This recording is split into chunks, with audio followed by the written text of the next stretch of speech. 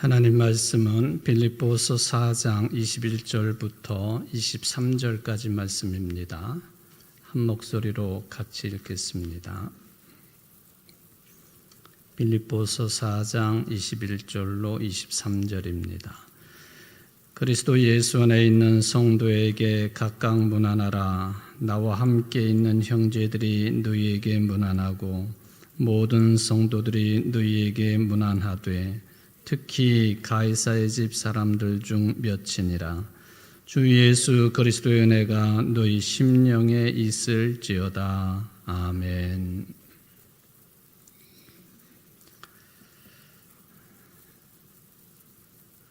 오늘 우리 박정은 집사님 반주하랴 기도하랴 바쁘신 날이네. 고맙습니다. 지난 시간에 사도 바울이 빌립보 교인들에게 편지를 보내면서 이런 사람들, 특히 가이사의 집 사람들 몇이 당신들에게 문안을 합니다 하는 그런 내용을 마지막으로 다루어 보았습니다. 말하자면 바울과 함께 물론 감옥 생활이기는 하지만은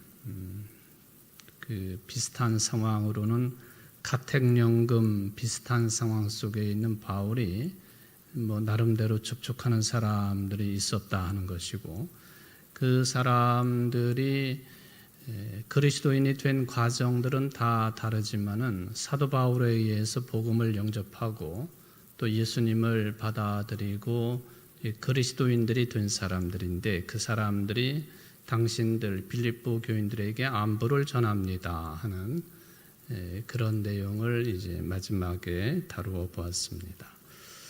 우리가 흔히 쓰는 말이 안부를 전해 주십시오, 안부를 전한다, 그런 이야기를 하죠. 안부, 한자어로 표현을 해보면은 편안할 안자에다 아니 부자를 써가지고 안부 그렇게 하죠.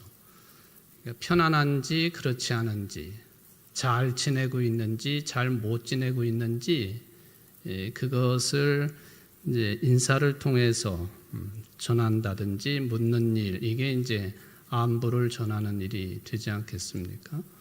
그러니까 바울과 바울 주변에 있는, 현재 바울과 바울 주변에 있는 사람들이 빌립보 교인들에게 안부를 전했다. 서로가 안부를 물을 정도, 또 전하고 받을 정도, 특히 그것이 그리스도 안에서 이루어지는 안부라고 할 때 우리는 이 현상을 다른 단어를 하나 들어가지고 표현을 할 수가 있습니다. 그걸 뭐라고 표현하느냐 하면은 여러분들이 자주 듣는 표현인데 성도의 교제라고 하는 표현이죠. 안부를 서로 주고받는다. 좀 거리상으로 멀리 떨어져 있다 할지라도, 또 눈에 보이지 않는다 할지라도 이렇게 안부를 전함으로 그리스도 안에 살아가는 사람들, 성도의 교제가 그런 차원에서 이루어지게 된다 하는 것이죠.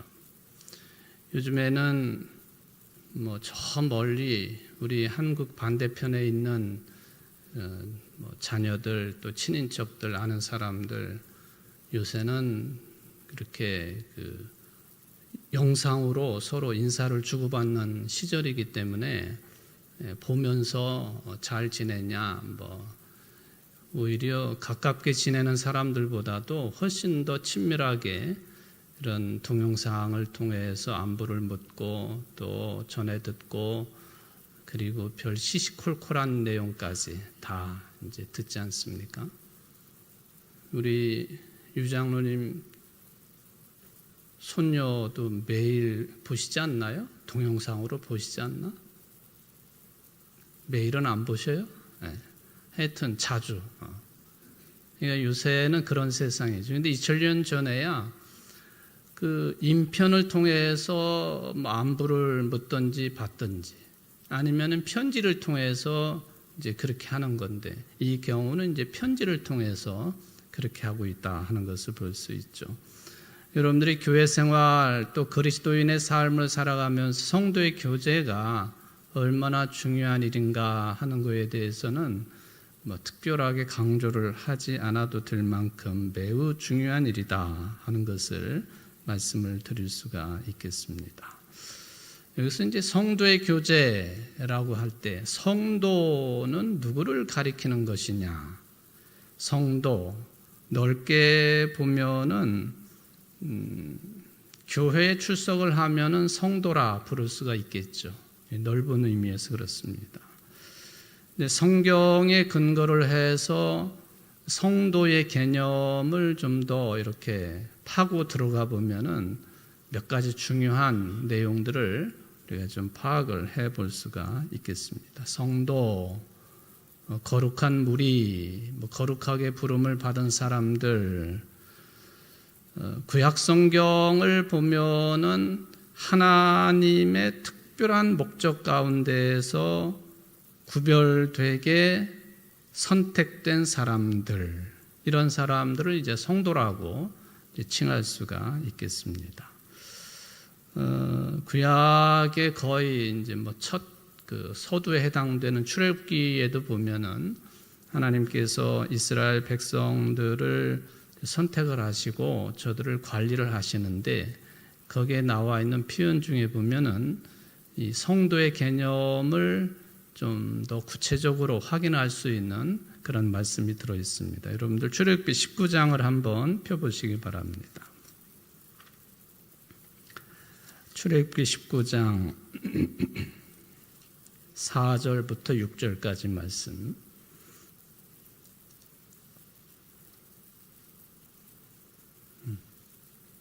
화면에도 나오니까 화면 보시면서도 같이 읽을 수 있겠습니다.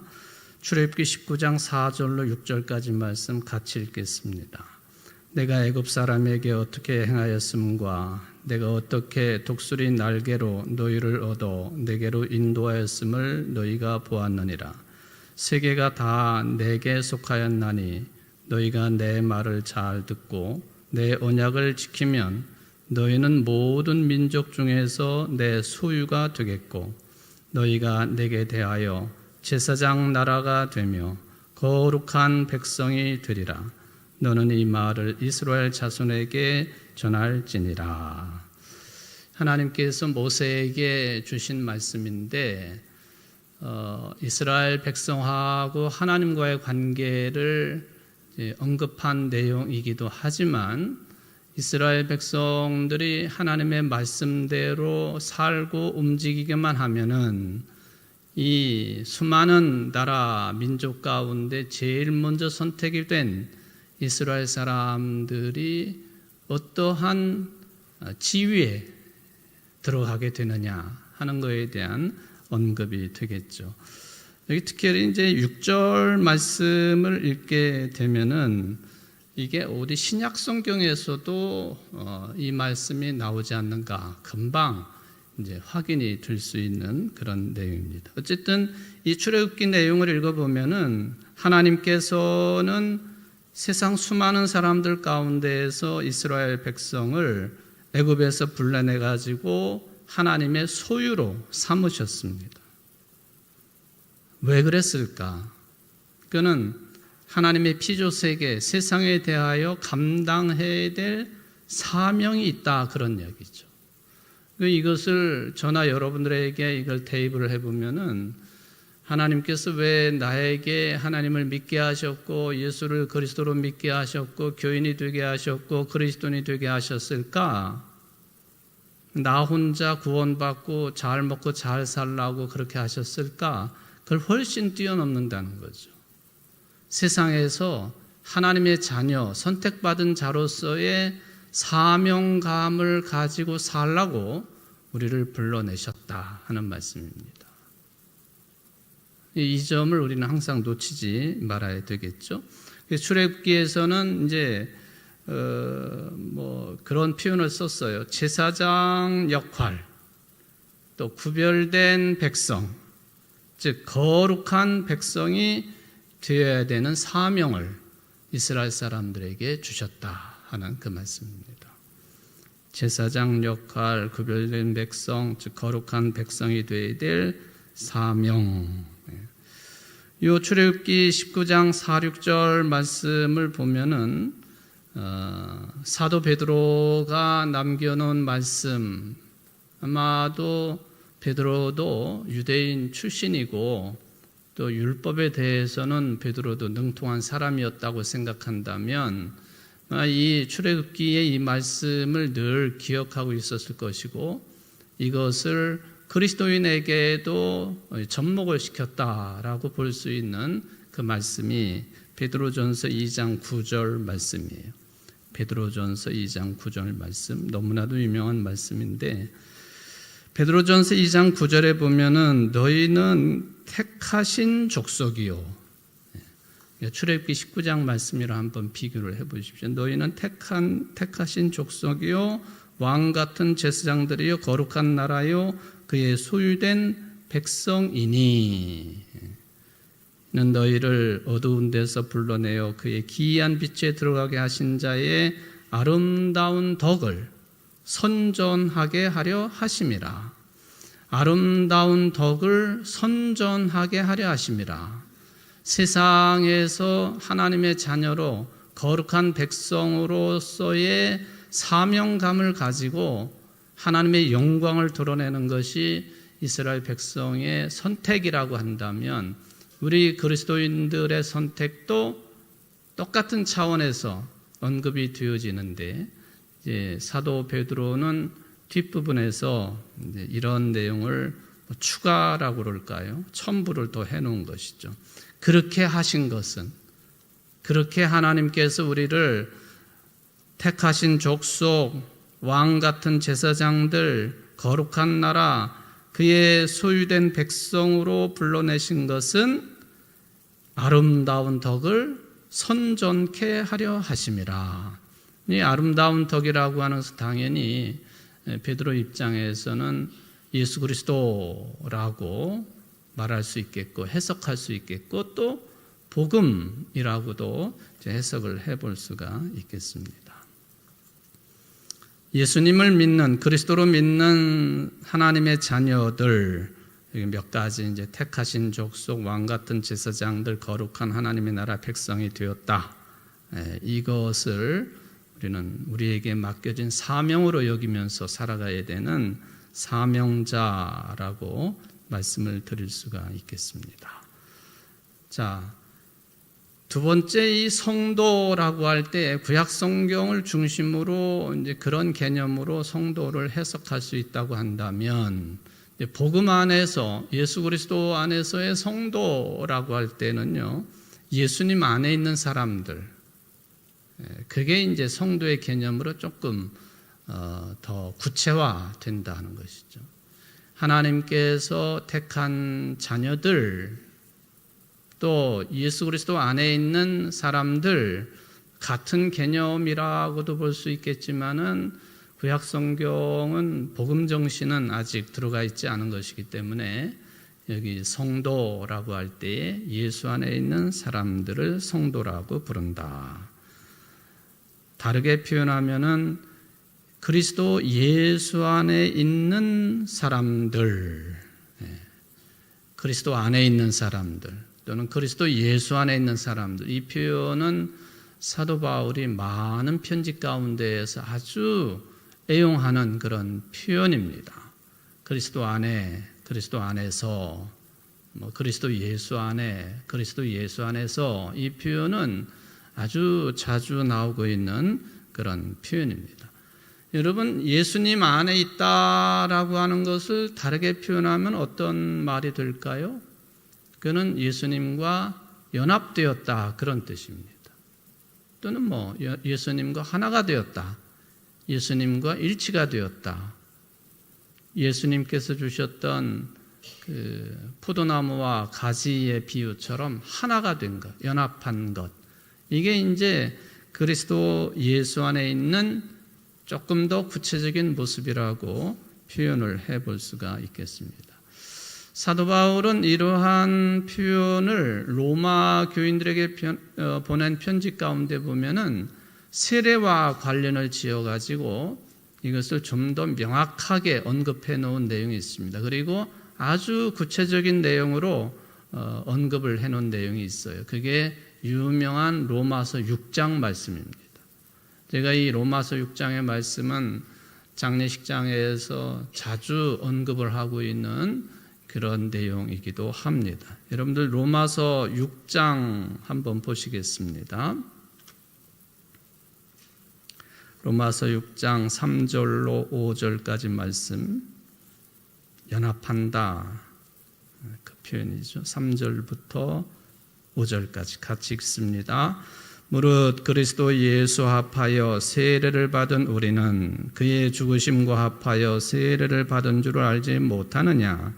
그러므로 우리가 그의 죽으심과 합하여 세례를 받음으로 그와 함께 장사되었나니 이는 아버지의 영광으로 말미암아 그리스도를 죽은 자 가운데서 살리심과 같이 우리로 또한 새 생명 가운데서 행하게 하려 함이라. 만일 우리가 그의 죽으심과 같은 모양으로 연합한 자가 되었으면 또한 그의 부활과 같은 모양으로 연합한 자도 되리라. 연합한다, 함께 뭐 이런 표현들이 여기 이제 성도는 어떤 사람들을 성도라고 부를 수 있느냐 하는 그 개념을 아주 구체화시킨 그런 내용이죠.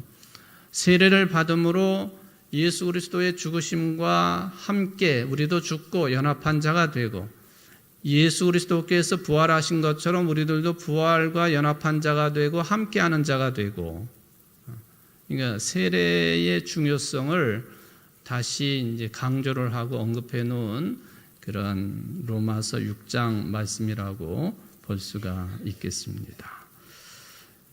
그 다음에 이제 성도라고 할 때에 베드로가 남겨진 말씀이나 또 출애굽기 19장 말씀이나 이런 내용들을 좀 이렇게 연결을 해보면은 이 현실의 삶으로만 만족할 수 없는 그런 삶을 추구해야 되고 그걸 지향해야 되는 자들이다라고 하는 것을 생각하게 됩니다. 즉 성도는 장차 왕 노릇할 자들이다. 그런 개념이에요. 장차 왕 노릇할 사람들. 그러니까 놀라운 신분으로 변화될 사람들. 그래서 우리는 고린도서에서 나오고 있는 고린도전서 15장에 있는 부활을 사도 바울이 언급할 때에 부활을 이야기하면서 변화가 된다 하는 표현을 사용하잖아요. 변화될 것이다. 부활의 몸으로 변화가 될 것이다.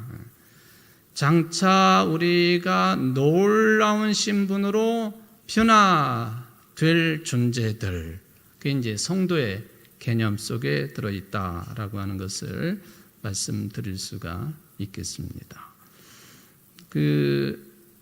다른 성경 여러 군데에서도 그런 개념을 찾아볼 수가 있겠지만은 성경의 마지막 책이라고 할 수 있는 요한계시록에 보면은 그 내용이 아주 뚜렷하게 나와 있습니다. 여러분들 요한계시록 끄트머리 22장 한번 펴보시겠습니다.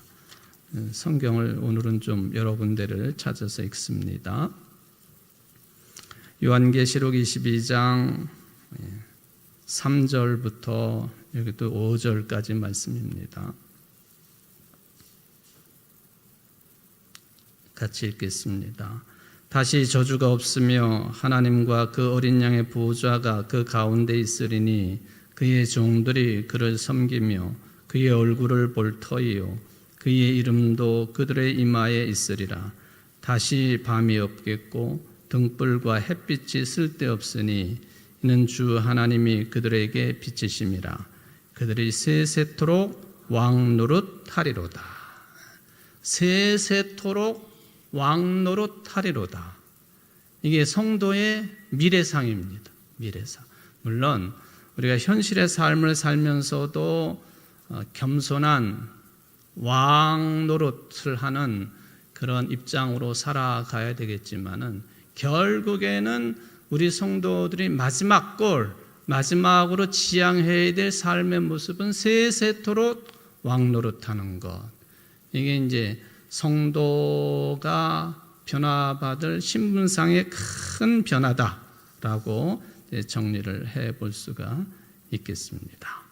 이것이 이제 바울과 함께 있었던 성도들이 빌립보 교인들에게 안부를 물었는데 그 안부를 서로 주고받는다고 하는 것 자체가 성도의 교제를 나누는 것이요. 그 중에서 성도의 개념이 뭐냐 하는 것을 좀 약간 정리를 해봤습니다. 이 성도라고 하는 개념 하나만 가지고도 뭐 수십 시간 이야기하고 또 들을 수 있는 내용이겠지만은 우리가 잘 알고 있는 내용들을 근거로 좀 말씀을 드려 보았습니다. 네, 마지막 내용입니다. 23절 내용을 중심으로 좀 시간을 좀 이렇게 보내보도록 해보겠습니다. 23절은 내용을 읽어보면은 예배 순서 중에 어디에 해당되는 내용일까요? 23절 같이 읽어봅시다. 주 예수 그리스도의 은혜가 너희 심령에 있을지어다. 어떤 순서에 해당되는 내용일까요?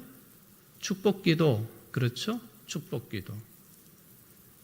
제가 언제부터 지금 우리 주일 예배 사용하는 순서지를 새롭게 만들 때부터 축도라고 표현하지 아니하고 축복기도 그렇게 표현했습니다.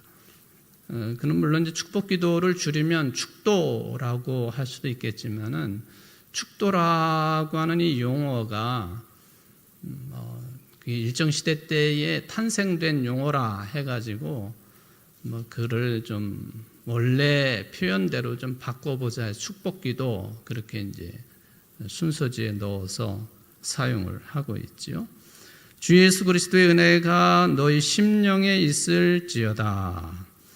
빌레몬서 1장 25절에도 보면 우리 주 예수 그리스도의 은혜가 너희 심령과 함께 있을지어다. 거의 똑같은 표현을 사용을 해 놓았습니다. 축복하는 기도죠. 여러분, 사도들이 생존해 있을 때에 이 사도들의 축복은요, 초대교회 공동체 형성, 유지에 있어서 아주 중요한 의식이었습니다. 물론 이제 지금도 마찬가지예요. 지금도. 찬송도 하고, 기도도 하고, 설교도 하고, 듣고, 그리고 마지막 순서에 사도들을 통한 축복기도. 이거는 요즘 시절과는 좀 다르게 아주 끔찍한 핍박의 시대를 살아가고 있는 성도들에게는 진정한 위로, 그리고 격려, 그리고 그리스도인으로서의 삶의 확신을 부여해주는 그런 기도입니다. 축복기도. 물론 이제 전형적인 축복기도의 내용을 찾으려 한다면은 고린도 교인들에게 보낸 편지 가운데에서 그 내용을 한 군데 찾아볼 수는 있겠습니다. 여러분들 고린도 후서 13장 13절 말씀인데요. 제가 이거 언제도 한번 설교 시간에 언급을 한 내용이에요. 아론의 축복기도와 함께 말씀드렸던 그런 내용이죠. 고린도 후서 13장 13절 말씀. 한번 요 빌립보서의 축복기도 내용하고 빌레몬서의 축복기도 내용하고 한번 머릿속으로 비교를 한번 해보시기 바랍니다. 같이 읽읍시다. 주 예수 그리스도의 은혜와 하나님의 사랑과 성령의 교통하심이 너희 무리와 함께 있을지어다. 전형적인 축복기도 내용이죠.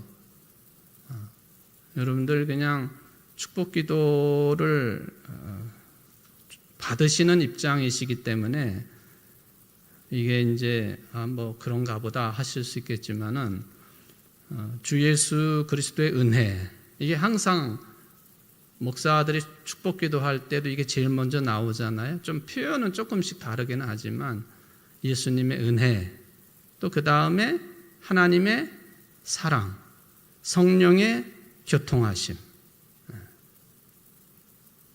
저도 이제는 뭐 이전에도 그랬지만은 주 예수 그리스도의 은혜와 하나님의 사랑과 하고는 축복 기도를 하면서도 내가 이게 성령의 교통하심, 성령의 은혜를 했나 안 했나 이거 헷갈릴 때가 있어요. 그러면은 그 순간에는 진땀이 나는 거죠. 그러니까 어떻게 그냥 그렇게 끝내죠. 마무리하죠. 그럼 진짜로 제가 언제 한번 그런 그 노회 어떤 목사님이 저랑 뭐 친구라고 할 수 있는 그 이 목사는 왜 성령의 그 은혜, 성령의 교통하심을 왜 빼먹어? 그 느낌대로 빼먹은 거죠. 그건. 요 고린도후서 13장 13절이 지금도 우리 목사들이 축복 기도를 할 때에 정형화된 그 표현이 그대로 다 들어있는 축복 기도라고 하는 것을 생각을 해볼 수가 있겠죠. 그런데 이 빌립보서 4장의 23절에 나와 있는 이 축복 기도를 이렇게 면밀히 들여다보면은 좀 독특한 면이 있다 하는 그것입니다. 주 예수 그리스도의 은혜가 너희 심령에 있을지어다. 너희 심령에, 너희들, 이거는 복수형이에요. 그렇죠?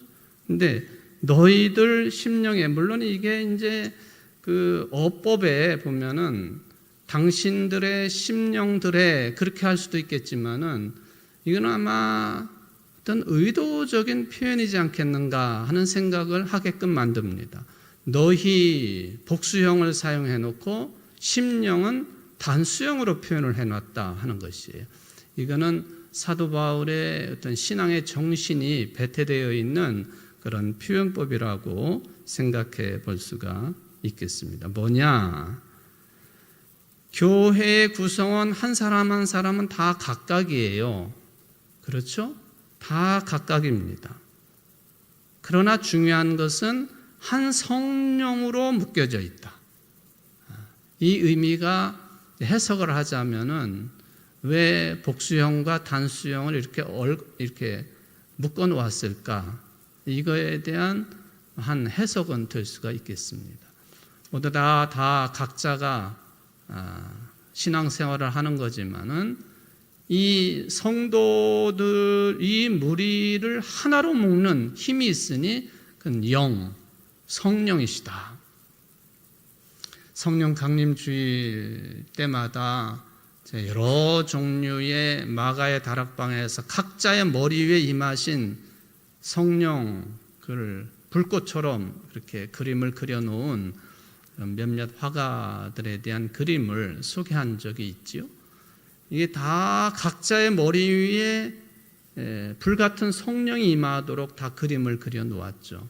근데 그걸 보면은 각자가 성령을 받은 것으로도 해석할 수 있지만은 바울은 고린도전서 12장 7절에도 말씀하시는 것처럼 성령의 역사는 공동의 유익을 위함이라고 하는 이 정신은 매우 철저했던 분이에요. 그러니까 각자가 따로따로 존재하지만 이들을 하나로 묶는 성령의 역사, 그것을 이 축복기도 속에서도 이런 표현으로 구체화시켜 놓은 것이 아니겠는가라는 생각을 해볼 수가 있겠습니다. 이제 아론의 축복기도는 구약 성경의 내용이고 고린도후서 13장에 있는 또 빌레몬서 25절에 있는 또 빌립보서 4장 23절에 있는 이런 내용들이 표현 양식은 조금씩 다 다르기는 하겠지만은 축복기도로 한 묶음으로 이제 받아들일 수 있는 그런 내용들이다라고 이제 볼 수가 있겠습니다. 여기 이제 맨 끄트머리에 보면은 23절 맨 끄트머리에 보면 있을지어다 하는 표현이 있을지어다. 여러분들이 혹시 다른 교회에서 신앙생활을 하셨던 분들 가운데에 목사님께서 축복 기도를 하실 때에 끄트머리를 있을지어다 이렇게 하시는 교회 생활 하신 분들도 계시죠? 우리 교회는 아마 그 이전에는 잘 모르겠어요. 제가 경험한 바로는 실제적으로 교회 생활을 이제 뭐 자의식이 이렇게 드러난 상태에서 교회 생활은 서도선 목사님 시절부터라고 볼 수가 있겠는데, 그 이후로 있을지어다 이렇게 축복기도 하시는 목사님은 한 분도 제가 못 배웠으니까. 우리 박준영 집사님 이전에 교회는 그렇게 안 하셨나? 있을지어다 그렇게 하셨죠. 있을지어다. 근데 지금 우리 교단 총회장님이 축복 기도를 하면 그렇게 해요. 있을지어다. 어색하죠, 사실은. 아니, 우리 기장교회 총회장님이 어떻게 있을지어다. 그거는 상당한 그 권위의식을 드러내는 표현법일 수도 있고, 이게 고어란 말이죠, 고. 있을지어다. 이런 표현은 우리가 잘 사용하지 않는 건데, 나는 총회장이 될 때에 한 번 하고 말라나 했더니 끝까지 하시더라고요. 지난번에 실행위원회 갔는데도 있을지어다. 네, 처음보다는 조금 소리를 작게 하시긴 하지만은 있을지어다. 뭐 틀렸다, 맞았다 그런 얘기 하는 게 아니라 좀 어색한 내용이다 하는 그런 말씀을 드려보는 것이죠. 자, 23장 이 내용은요, 그리스도인들의 삶을 지배하시는 분이 누구냐 하는 것을 아주 오롯이 드러내고 있는 그런 표현이에요. 주 예수 그리스도의 은혜, 하나님의 사랑, 성령의 교통하심, 이렇게 따로따로 분류는 해놓았지만 한 분 하나님에 대한 신앙 고백이잖아요. 그러니까 23장 한 절은 우리 기독교의 모든 신앙적인 특징을 모아놓은 그런 내용이다 하는 것을 정리를 해볼 수가 있겠습니다. 하나님이 어떤 분이신가, 또 예수님은 또 누구이시고 어떤 분이신가. 제가 지난주에 설교, 우리 하나님 예수 그리스도 이게 하나다라고 하는 그런 주제로 말씀을 전했는데, 굉장히 중요한 내용인데 이 한 절에 이 개념이 다 들어있다. 또 특히 고린도후서 13장 13절은 더욱 그렇다라고 하는 것을 정리를 해볼 수가 있겠습니다. 여기 주 예수 그리스도의 은혜가 우리의 영과 함께 있기를 바란다라고 하는 그 기원 또는 축복기도, 이 정신도 실은 사도 바울이 강조할 때 그리스도 안에라고 하는 것을 이제 강조하고 있는 그런 그 내용이에요. 이게 다 우리의 영적인 삶을 인도하고 있는 그런 내용이라고 할 때에 우리에게 주어져 있는 영성에 근거해서 우리 믿는 자들은, 우리 그리스도인들은 영적인 존재로 살아가야 된다라고 하는 것을 제시해주고 있는 아주 중요한 내용이다라고 하는 것을 말씀드릴 수가 있겠습니다. 이제 4장까지 우리가 빌립보서 4장, 뭐 적은 장수이지만은, 이게 적은 장수지만 빌립보서는 갈라디아서, 이 빌립보서, 그리고 골로새서, 에베소서, 요 네 책들은, 편지들은 예수 그리스도에 관한 신앙 고백을 할 때에 아주 우주론적인 차원의 신앙 고백이 담겨 있는 책들이에요. 이건 매우 중요한 의미를 가지고 있다. 굳이 이제 결론적인 이야기를 좀 생각을 해 보면요, 그 우리의 현실과 그리고 우리가 지향해야 할 바, 이거를 이제 땅과 하늘로 구분을 해서 표현을 한다라고 한다면 그런 내용이죠. 우리는 이 땅에 두 발을 딛고 살고 있지만 언제나 하늘을 바라봐야 되는 사람들이다. 이 개념이 빌립보서에는 강합니다. 이 땅이 역사라고 한다면, 구체적인 역사라고 한다면 하늘은요, 그 역사의 초월의 개념을 가지고 있는 거예요. 그러니까 이 땅의 삶, 역사적인 삶, 여기에 매여가지고 헤어나지 못하는 그런 삶을 살아가는 게 우리 그리스도인들이 아니고, 언제나 이 땅과 현실적인 역사를 초월하는 하늘의 뜻을, 하나님의 뜻을 찾고 지향하고 그렇게 살아가는 사람들이라. 이 땅이 예수 그리스도의 십자가라고 한다면 하늘은 예수님의 부활의 내용이죠. 그러니까 땅에 살고 있지만 하늘을 지향하고, 하늘을 지향하지만 역시 땅의 삶에 또 충실한 삶을 살아가는 그리스도인의 삶. 이게 이제 빌립보서가 우리에게 알려주고 있는 귀한 내용이라고 저는 마지막으로 생각을 해봅니다. 여러분 모두에게 주 예수 그리스도의 은혜가 심령에 충만하시기를 주의 이름으로 축원을 드립니다. 자비하신 하나님 아버지, 지금까지 1년 넘게 빌립보서 말씀을 상고해 보았습니다.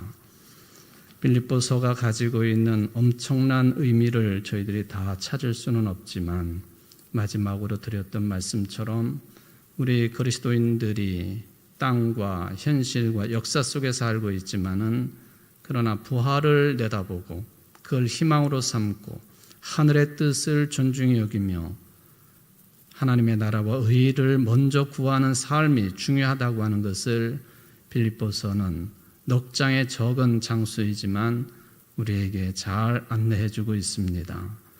주님, 땅의 삶에 매몰되지 아니하도록 우리를 늘 부추겨 세워주시고, 영적인 삶을 통하여 지향할 바를 늘 깨닫고 그대로 살기로 다짐할 뿐만 아니라, 그런 삶에 우리의 힘과 지혜와 지식으로는 부족하오니 성령의 도우심을 간구하게 부족함이 없는 우리 청주제일교회 오늘 예배에 참석한 모든 성도들의 삶이 될 수 있도록 축복하여 주옵소서.